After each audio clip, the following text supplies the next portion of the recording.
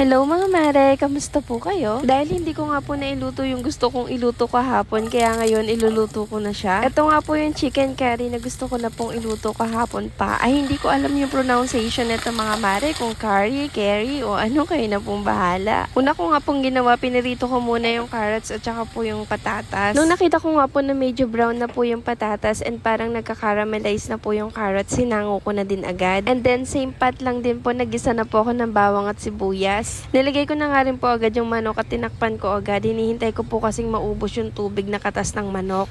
Nilagyan ko na nga po yan agad ng asin, magic sarap at saka madaming paminta para po kumapit agad yung lasa. At kapag ganito na nga po yan at napipirito na sa sarili niyang mantika, inilagay ko na po agad yung tinunaw kong curry powder. Nilagyan ko na nga rin po pala ito ng gata. Coco mama gata nga po pala yung nilagay ko dyan, pero mas masarap sana to kung fresh gata. Pero masarap din naman po kung coco mama. Inilagay ko na nga rin po pala dyan yung carrots at saka patatas, and then pinakulo ko lang po ng konti, mga ilang minutes lang, and then okay na po yun. Fast forward mga mare, pagkatapos ko nga po magluto, eto na naman at tambak na naman ang hugasin ko. Eto nga po't naghugas na ako agad mga mare. Naku, nagiging favorite ko na nga itong gawin. Ayoko po kasi mare yung sobrang daming hugasin. Ay naku, nabuburyong talaga ako pag ganun. Kaya lagi kong ginagawa, pag may nakita po ako na hugasin ako, hinuhugasan ko na yan agad. Ganun din po ba kayo mga mare? Kasi ako talagang irritable po kapag ganun. Fast forward mga mare, bali nakaligo na nga po pala ako niyan, and then nakalinis na rin ako ng bahay. Hindi ko na lang po na videohan. Ang dami ko pa nga pong tambak na tupiin, kaya naman naka-schedule ako ngayon para tupiin tong mga to. Pero syempre po mga mare, bago po ako magtupi, cellphone is life muna.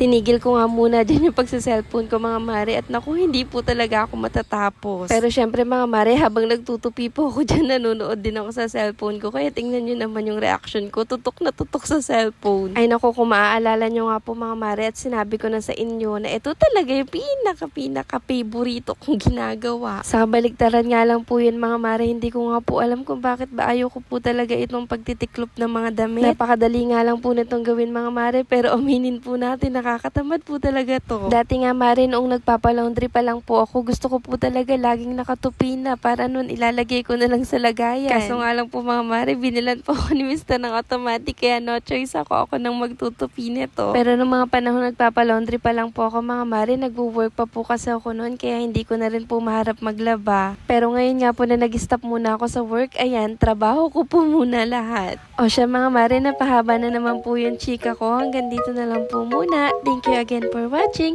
and see you on my next mini vlog. Bye bye for now!